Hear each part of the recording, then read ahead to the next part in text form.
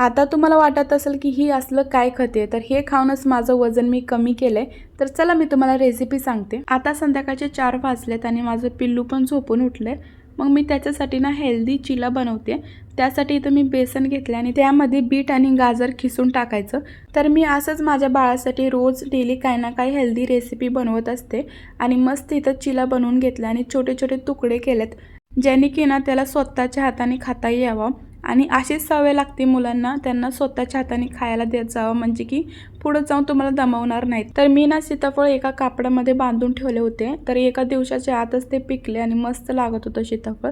So चला आता बनवूया बीट दही तडका. रेसिपीचं नाव ऐकून तुम्हाला वाटत असेल की कसलं नाव आहे, तर हे नाव मी स्वतःच दिलेलं आहे. बीटची वरची साल काढून टाकायची आणि चांगलं खिसून घ्यायचं, त्यामध्ये दही टाकायचं आणि तडक्यासाठी ना जिरे मोहरी कढीपत्त्याचा तडका लावायचा, नंतर खाऊन टाकायचं. इतकं भारी लागतं ना, नक्की ट्राय करून बघा. चला बाय.